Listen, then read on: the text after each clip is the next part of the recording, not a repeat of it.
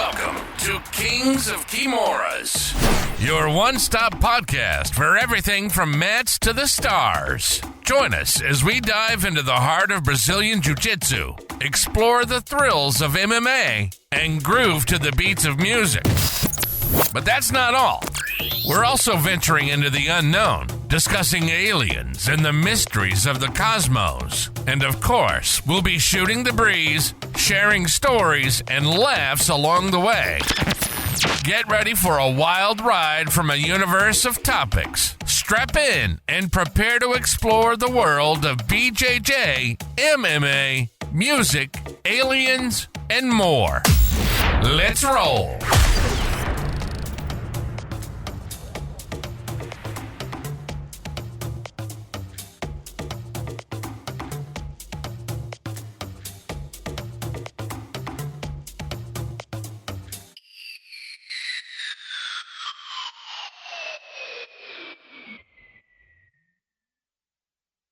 All right, guys, welcome to Kings of Kimuras, Season 2, Episode 2. It's hard to believe it's already been a week since the last one that we did, but yeah, at least we're getting into that rhythm again. Hopefully we stay in that for the next other 9 episodes after this, or 8 episodes after this, so that we're keeping everything nice and steady and flowing. Yeah, absolutely. Got to keep that workflow going, pumping out these episodes. It's fun to come on here and just talk and, give and our opinions on stuff. Exactly.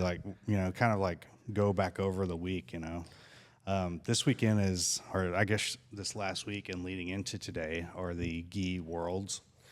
Boy. Gi Worlds. There's so many. There are some good matches, but they're few and far between, I feel like. A majority of what I'm seeing on this is that there's a lot of faking and juking, and then both guys make a grip and then sit, and I feel like, yeah, I was definitely a guard player, but I was a guy that would either jump guard or explosively pull guard or set it up off of some kind of takedown fake. And now I feel like everybody, their number one goal is just to be on the bottom so that they can sweep. Yeah, for sure. It's all strategy now, and you're just not getting a lot of guys out there who are willing to go out and fight. You know, Mika Galvao is the one that I like to watch. Yeah. But I know that Tynan Dalpra got DQ'd. He was playing this De La Hiva, and he was putting pressure on the knee, kind of like a reaping kind of motion. Yeah. But it's not a traditional reap, obviously, because he was going from the outside and then in. But some theatrics there also helped Francisco Lowe. Yeah, it is a position that is illegal, where he's reaping with one leg and then controlling that same leg that he's reaping at the end of the lever, which is IBJJF rule. It's is illegal. But having said that, I also feel like Francisco Lowe played the rules a little bit. And if Hoffa Mendez or whoever runs the Mendez brother page posted about it. And there was, I don't know if you watched the fight, but I went back and I watched it, and there was an eye poke early on where it looked like Francisco intentionally ducked his head to get poked in the eye. I can't imagine anybody intentionally doing that on purpose, but I don't put anything past anybody, Absolutely. Especially if you're trying to beat a guy like Tynan Dalpra. Yeah. You kind of have to take every advantage that you can because he's so good. He's so technically skilled that if you just try to go in with I'm just gonna play jiu-jitsu with this guy. No, I don't think so, man. He just crushes everybody who tries that. So, guys are gonna try to find different ways to win. Yeah, and I have to think that the rule will probably come under review. Normally it takes a big name having something done like this to them in order for them to change the rules. And the thing that I think about the most every time I think about a rule change was the Keenan Cornelius versus Diego Gamanel. Worlds, don't give me the line. I want to say it's maybe 2012, 2013, somewhere in there, where you could do single leg X. And we all know the rule, right? Single leg X, you can't bring your foot past the hip line. The second you do that, you're called for reaping. Well, back in this time, the guy that's having the single leg X done to him from the standing position could force your foot inside, forcing you to reap him, stopping the match and disqualifying you. And that's what happened to Keenan. And oh my the gosh, very next year, they changed the ruling on that, and at that time Keenan was with Atos, so we know how much pull like Atos and AOJ have with the IBJJF, so I would imagine that you're going to hear some kind of rule change. Absolutely, man, absolutely. I think yes, it is technically a reap from that outside position, but I think you should be able to reap from single leg X too. Even if you can't do heel hooks, you can still you see plenty of guys nogi, they throw in that reap and then they control the secondary leg and they're not even really worried about a heel hook on that primary leg. They're just trying to secure that position. And so ultimately it's on you as the defensive guy. Oh, it's a dangerous move. Well, just turn with it. Cub Swanson popped his own knee in a no-gi match because of the way that he turned, and he tried to face the leg and then he ended up popping his own knee.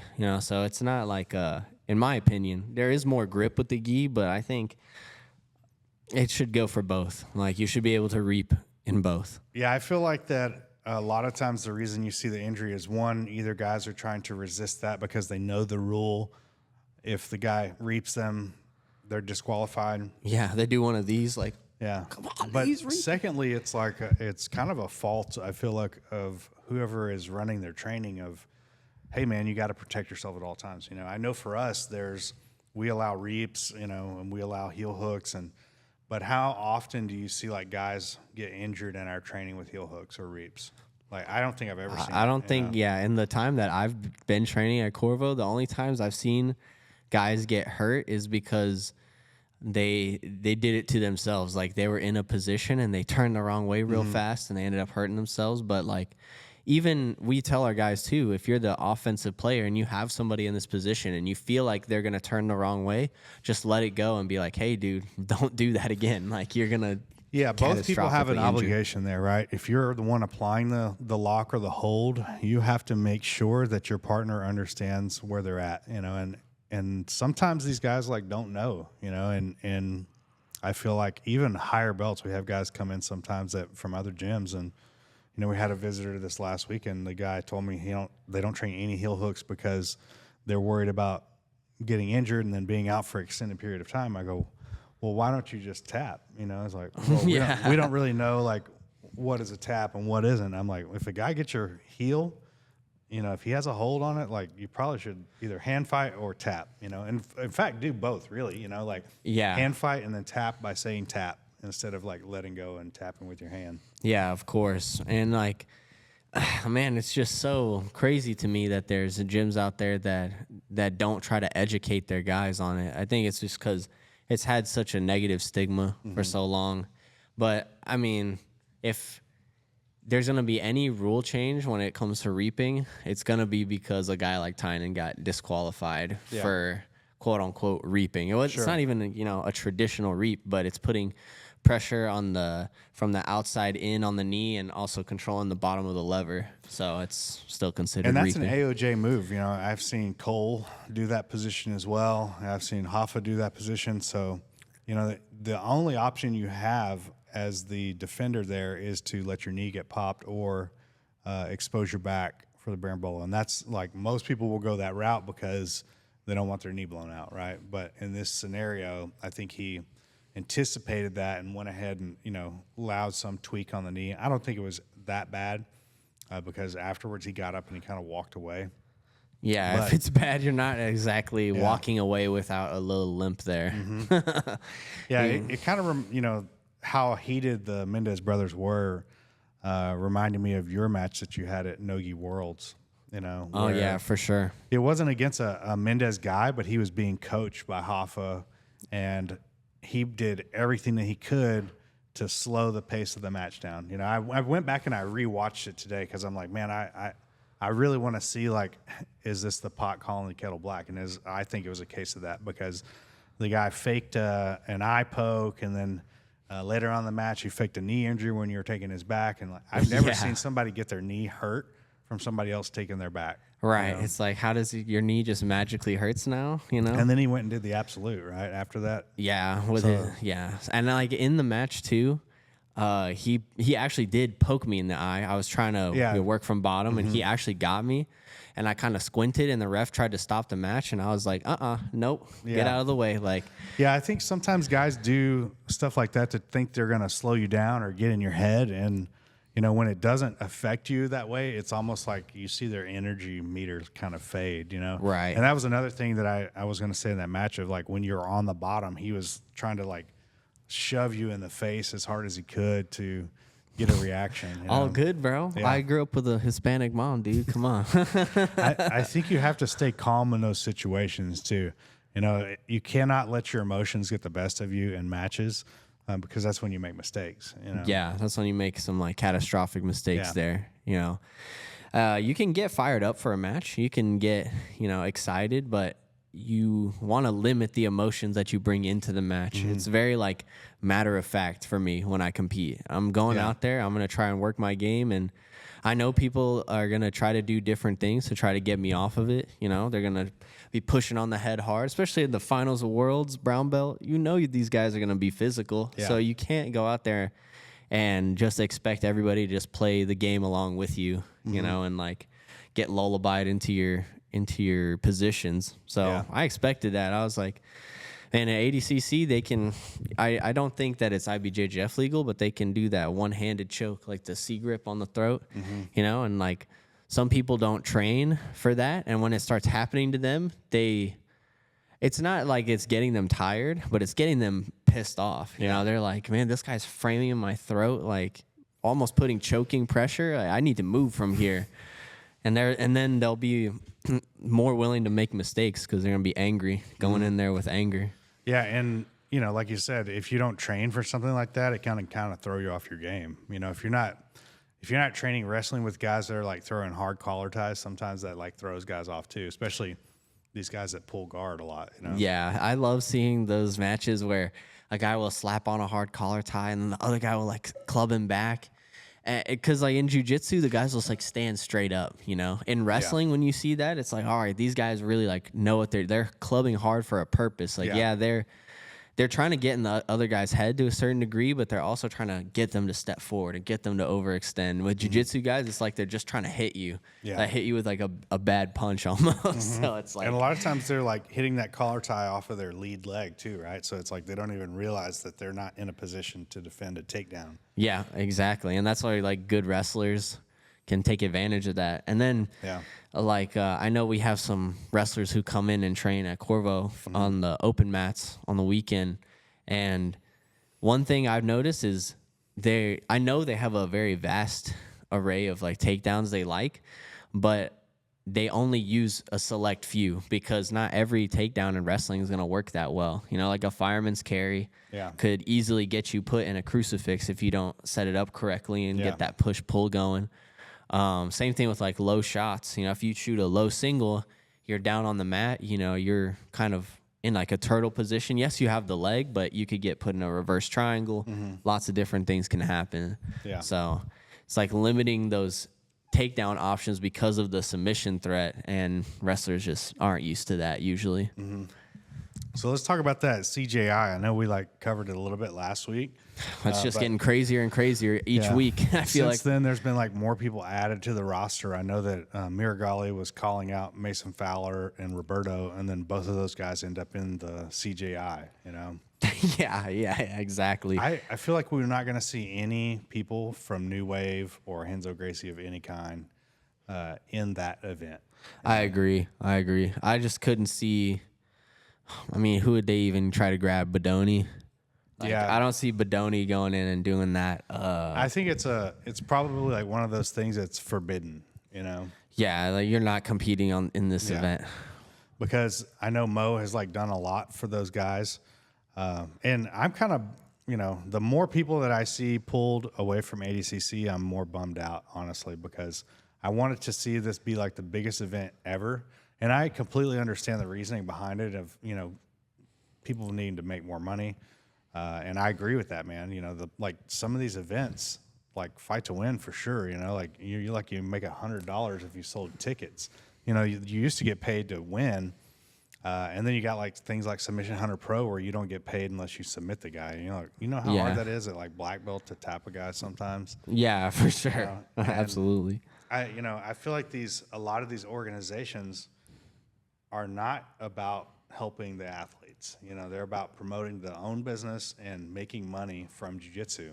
Yeah, for sure. I think it's a little bit of a double-sided coin because I know like a lot of grapplers are very flaky, and like how many times have you seen a tournament get announced? And like I'm guilty of this too. I've had to pull out of some tournaments for like personal reasons and stuff, but I see some other grapplers, they pull out seemingly for like no reason at all, and then they're competing on something else. Maybe they're getting paid more or something, but I know that there's a lot of grapplers out there that aren't exactly the most reliable when it comes to like actually committing to a date and being like, yes, I am going to compete on this day for you guys, Yeah, but I think that also goes back to the money thing because most competitors are not making money as coaches. Yep. Mm-hmm. They're definitely not business owners.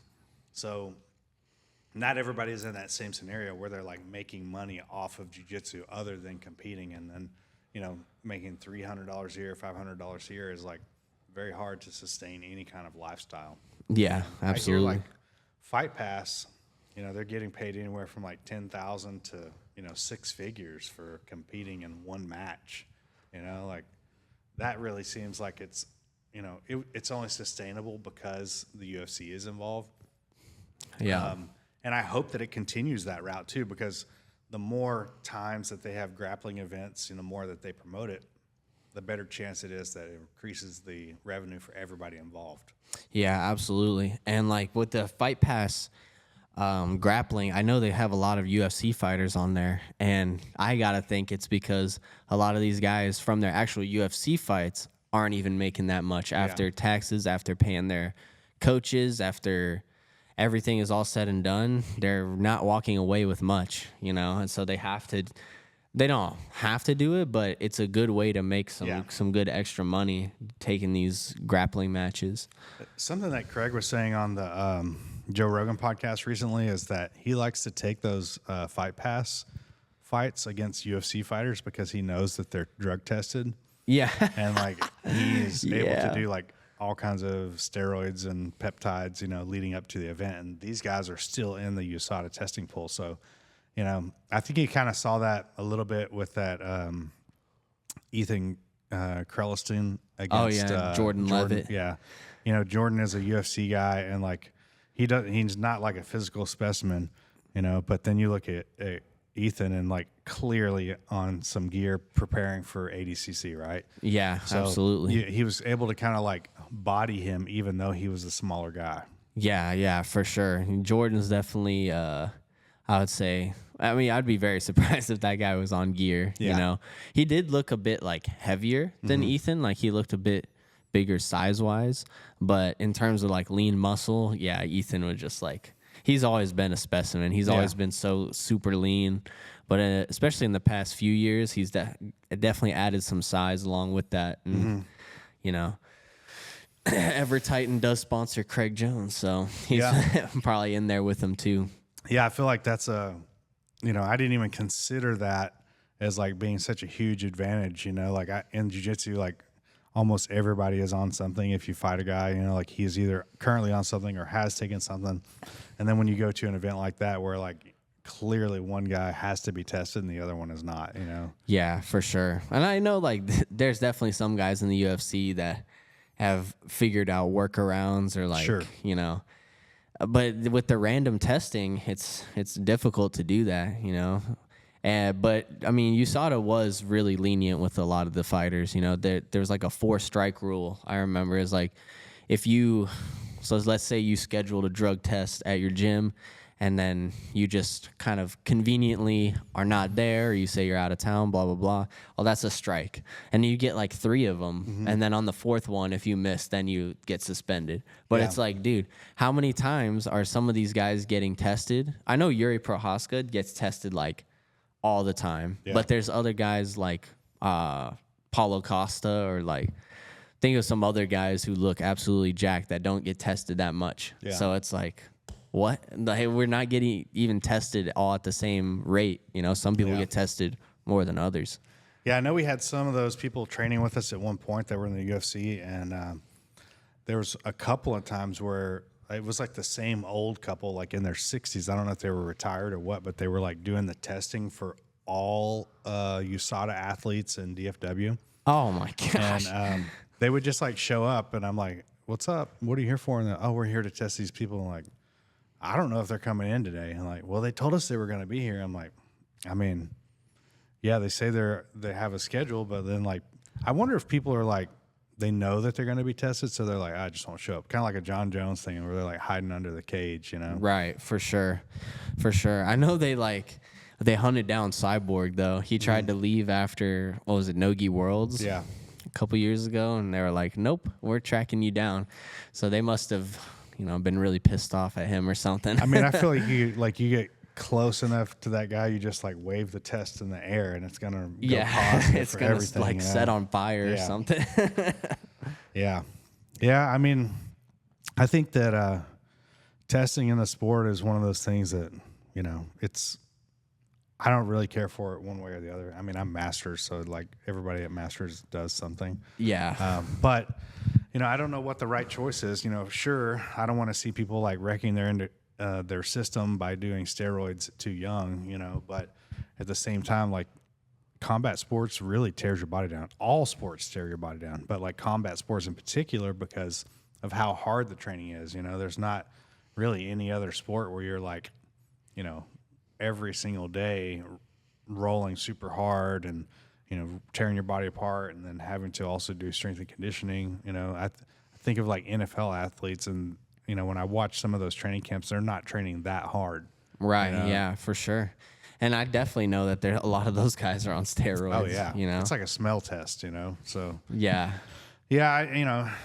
The further that we go in time, the more, the harder it's going to be to be able to test for steroids. Like they're just going to keep coming out with new stuff that's able to beat it. And I know that, what was that guy's name? That Balco guy? Do you remember that stuff with Barry Bonds? Like, oh yeah. I can't remember what that guy's name was, but he was like, he had been originally a guy that tested people for steroids, and then he got contracted by Barry Bonds and these guys to basically like beat the test. Oh man, super villain, dude. Yeah, he was like, I don't know if he was giving injections, but I do remember he was like giving these guys like some type of drink that they would drink, and it would be like in their system and then out of it, and they were like able to beat a lot of the test. That's crazy. There's a whole documentary about that that's pretty interesting. The guy that did it is like involved. I just can't remember what his name was, but yeah, I mean, there's always going to be, the problem is the testing is always going to be behind the drugs because there's more money in the drugs. Sure. Nobody wants to, like, if these athletes were really serious about anti-doping, they would give money to the anti-doping organizations, but they don't do that because at the end of the day, they know that it's probably going to end up hurting their sport because so many people do it, like, especially initially, like maybe over time it would get better and you'd see, like natural athletes go out there and compete. But at the same time, like, some people want to see just two absolute behemoths go at it. There is definitely a market value for that kind of thing. Yeah, and I feel like that's maybe why the UFC got involved and has their own testing now, right? Is because it was definitely like wrecking some cards. They were like, have this amazing card put together, guy pops, he's out for a year, 2 years, whatever it might be. So now they brought it in-house, and I don't think they release like if somebody's popped, they don't release those results. Yeah, I haven't like seen anybody that's failed a drug test and have it been public. You know, it's kind of one of those things like IBJJF. Mm-hmm. Now, I know that some athletes have tested positive, but nobody says anything, and they just kind of take a hiatus from the sport for a while. Wait, where'd that guy go? It's like, well, he got busted, but nobody ever said anything. So, and then you have some guys, that were like multiple time champions and get caught, and like they just end up retiring altogether.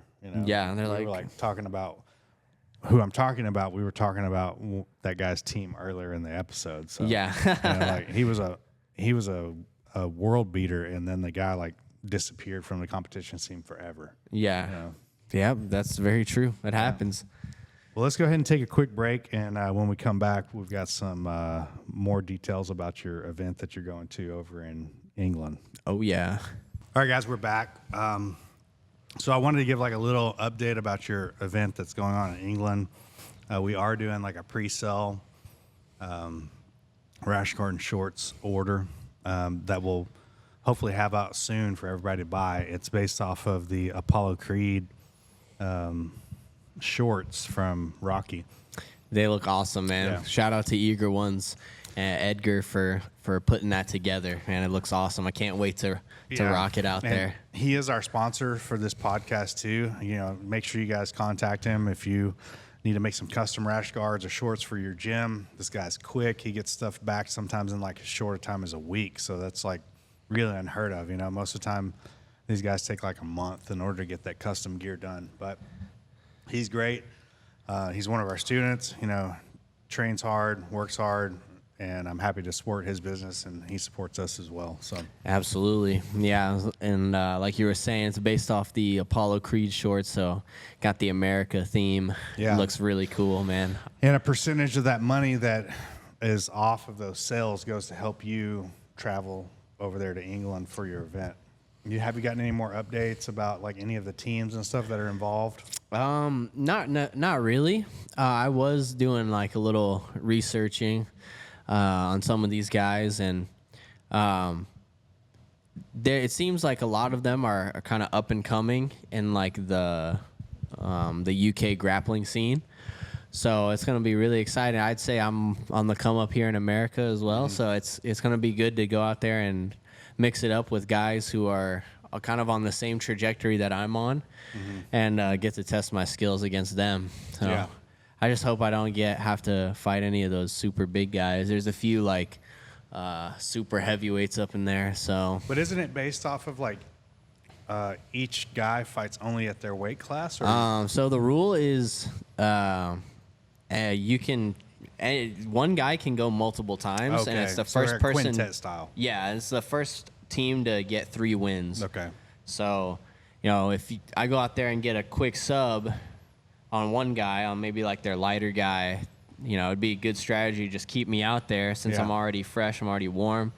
Just keep me out there, and then, or me or Corbin or JB, like any one of us could, you know, stay in there for more than one match. You know, we're not going to be gassed after one go. You know, Yeah, our cardio's too good. I see some of those teams like on a quintet, they strategize where, like, let's say you go out there and you fight the first guy and you sub him, and then they send in their ultra heavyweight. Well, you take the guy to a draw, right? And that way both of you guys are out, and then your team still has 2 guys and they have 1. Right, yeah, that's more like a strategy thing. I think they're trying Yeah. to have it just like be constant action, because also the positions only score 1. So, like, if you get side control and then you go to mount, you only have 2 points now. Yeah. So they're definitely doing that to encourage more submissions and attacks and stuff like that. But still, you know, my strategy going out there is like the Hodger Gracie strategy: get on top, stay on top, get good pins, advanced position, and then get a sub. Yeah. You know, it's like, it seems so simple, but obviously against high-level guys, it's like there's more nuance and Sure. depth to it. So, but that's what I've been working on. I've been working real hard. I've got a few events before that as well, so just helping me stay sharp and making sure I can go out there and give the best I can do. Yeah. So the next event that we have here in Dallas is the Fight to Win, which is coming up this Friday, I think, right? Yeah, it's the 8th. So is it Saturday? So yeah, it's Saturday. Yeah, that's Saturday. right. Yeah. So we have a couple of guys on there. You know, I don't know what's really going on with them, man. You know, like normally we get like 5-6 matches, and I feel like our normal people that get matches are not getting any offers at all. Yeah, I think, I mean, you just start running out of guys locally, I think. You know, you kind of start running out of matchups to make. Yeah, and that's the unfortunate part about having a lot of events around the area is, you know, there's so many events, but not enough, like the pool of competitors, especially as you go up through the belts, you know, starts to dwindle a little bit. Yeah. So, but, you know, even the guy that I'm fighting on Sub Hunter, you know, I fought him on the last Fight to Win. So, it's just going out there and getting more reps. Both of us are going out there to get better, and I think that's just what it's about. Just go out there, get better, get more competitive experience and exposure, and then just move from there. And that Submission Hunter Pro is like the following weekend or two? Or sorry, It's 2 weekends. 2 weeks. Yeah. So it's like first it's Fight to Win, and then it's ADCC, and then it's Submission Hunter Pro. Yeah. Mm-hmm. And they like pulled a quick one too, man. They bamboozled us. They were originally going to be in Plano, like 5 minutes from the gym. So I go, yeah, you guys sign up, let's do it. And then they decided to switch the venue to Arlington. Yeah, and they said they just couldn't get the venue or something, and it's like, wait, I thought you guys already had it. Yeah. What's going on here? Yeah, and for those of you guys that don't know, like that don't live here in Dallas, driving from Plano, Richardson area to Arlington is like you might as well drive to Austin. I feel like the traffic is horrible. Yeah, it's not a great place to travel to. You got to go through downtown Dallas, and anytime you go through downtown, like traffic is backed up. And like people just drive the Texas drivers are notorious, especially I feel like here in Dallas, like every weekend I feel like I see people trying to race and then get into a crash, like 4-car crash. Like, dude, if you're going to crash your car because you're racing, at least try not to hit any other cars, please. Yeah. Just run your own car into the wall or wherever you're at, and like don't hit other cars, because then it becomes a whole mess on the highway, and now it goes from 4 lanes or 5 lanes to 2 lanes. And you're like, dude, what is going on over here? Yeah, on the way here, coming down 14th, which is where the downtown Plano gym's located, there were 2 cars that were racing. It was like a pickup truck and SRT Challenger. We're racing in a pickup truck, dude. Well, it was like a lowered truck, and it was like he had definitely done some work to it. It wasn't just a stock truck. But it's like a 35, and they're doing like 70. Like they intentionally slowed down all of the traffic so that when they took off, they could like lead up. But they're racing towards downtown, towards the police station. It's like, how stupid can you be? Yeah, dude, that's just so I don't understand. Like I get it, if you have a fast car, you kind of want to drive it fast, but like, for what reason? You're not getting a medal for it. You're burning gas. It's costing you money to burn that gasoline to race. So like, what's the point? In my younger years, I had like sportier cars. I think if I think of like the most sporty car I ever had was probably a Subaru WRX. And it wasn't the STI model, but I had like done a lot of modifications to it. And I remember one day I was driving on the interstate, and I passed somebody on the shoulder. And I didn't pass just somebody. I passed like a whole work convoy of vehicles because I didn't want to slow down. And I realized like at that point, the risk that I'm taking is not only putting my life in jeopardy, but like all these other people. And it was within like a couple of days, I traded the vehicle in and went and bought like one of the H3s, like a super slow vehicle, couldn't even, I barely could go like 70 miles an hour in the thing. But and since then I've always been like, I don't need a vehicle. Like, 80 is the fastest I need to drive, like on the freeway, because if you do live in Texas, I promise you, like if you're doing 75 miles an hour, you're going too slow. You're getting passed. So you have to like go with the flow of traffic.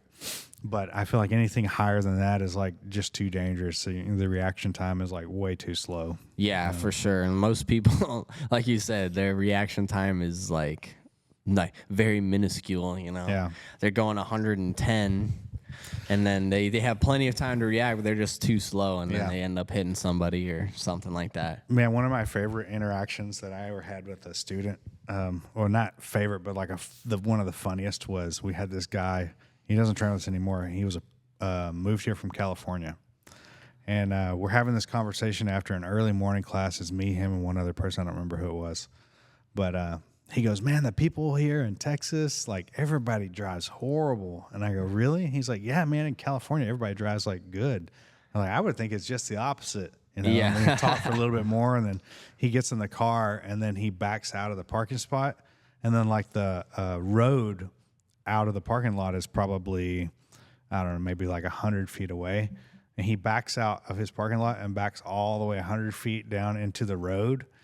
And then backs up in the road and then pulls forward like after he's just told me how bad the drivers are here. I'm like, prime example of not understanding what a bad driver is there, bud. Yeah. I think you're confusing it for fast drivers. Yeah. You know, I think like people also, when people are going fast, you kind of just have to like slow down and let them, like, okay, if they're gonna, you know, be aggressive, you just let them be aggressive. Like, don't try and like slow down. Or I see like so many accidents. Yeah.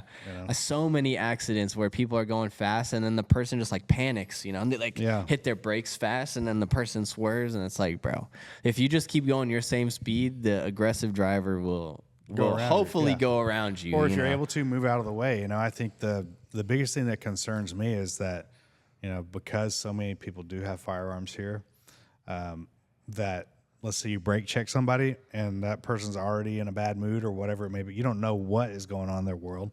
And then they decide to like pull up and fire a couple rounds in your vehicle, you know? Yeah, that could absolutely happen here. I saw one, this guy, I don't know what happened, but all you see is this car swerve, cut this dude off, brake check him. They stop. 2 dudes get out of the car and then they start hitting this dude's window. And you already know that if you're going to come up and hit somebody's window, you got to expect something to happen. Like, they're either going to step out or they're going to pull something out. And the guy pulled out his gun and shot the dude like 3 or 4 times. And you see him like kind of run and limp off. And then he ended up like dying from that, you know, and his like girlfriend was in the car and stuff. All because he was upset that like this car got ahead of him. I think I've seen that because like a red minivan or something like that. Yeah. Mm-hmm. Yeah, I mean, it's not worth it, man. You know, like, I can't imagine, like, ever wanting to get in a fight with somebody on the freeway, you know? Yeah, that's so dumb. I've been flipped off a couple like that. I was driving back from the gym one day, and I was driving just like normal, and this dude swerved, cut me off, and then flipped the bird at me, and I was like, oh, all right. Well, you just don't know what's going through that person's mind or what they've dealt with that day, right? So it's like if you can just maintain your cool and not let that get underneath your skin, you're going to be all right. Right. It's like my ego is not so big to where I see somebody flip me off and my immediate reaction is I need to like confront this person. Like I know what obviously I train every single day. So like I know what I'm capable of, and why would I even have to use it if I can just keep it in my back pocket? And then if this guy tries to do something drastic, then I can pull it out. But like otherwise, it's just like water off my shoulder. I just don't care. I remember hearing Eddie Bravo tell a story one time about how there was a purple belt that he had that would like intentionally get in street fights, you know, where he would like road rage to get people to get out so he could fight them, and he would like choke them unconscious. Oh my God. And he had done like 3 or 4, and then one day he did it. He pulled a guy over, and they start scrapping, and the guy's like equally as good as him in jiu-jitsu. You know? So they're like trading back and forth, you know, and he said they went on for like 10 minutes or so, like punching and grappling, and then like at the end of it there wasn't a winner, and they just both agreed to like stop. You know what? This shook hands, got in the car, and drove off. I'm sure they both realized at that point that you know, you get out of your vehicle to fight somebody, you're taking a huge risk right away. Like if the person doesn't like pull out a gun, they might have some training. You know? So it's absolutely. Like why would you even want to take that risk? It seems so silly and ego driven. Yeah, I mean, it's just not worth it, man. You know, if you feel like you need to fight people in the street, you need to go sign up for a jiu-jitsu gym. Yeah. You know, that's going to be the key to you staying alive for a long amount of time. Yeah, for sure. And getting your ego checked, which you probably desperately need. Yeah. Well, man, I don't know if we have anything else to add on this episode. You know, we covered quite a bit, and it just feels good to be back in that rhythm again, you know. For sure. You know, we'll continue on, and again, we're looking for sponsors. We're in the process of making a deal happen with a health clinic, but it's a long process. Apparently, it doesn't happen overnight. But if you guys have a business that you want to sponsor us or sponsor Dom individually as a competitor, you know, we're always looking for stuff like that. You have anything to mention? Any sponsors or any? No, but again, shout out to Eager Ones for making us that kit. I know also Fight Aesthetic, since JB's linked up with them, they're also making us a kit. It's gonna be like pink and blue. It's gonna look really cool. So we'll have a few kits that we can wear out there. Hopefully make it real deep and win the whole thing. Yeah, that would be cool, man. Well, good luck on that. You still got a few more weeks of training. You guys tune in for the next episodes because we'll be covering some of the events that are taking place. So appreciate you guys, and we'll see you next one. And that's a wrap for today's Kings of Kimuras episode. Thanks for joining us on this epic journey. Remember to keep training, stay curious, and always be ready for the next adventure. Until next time, keep your guards up and your minds open.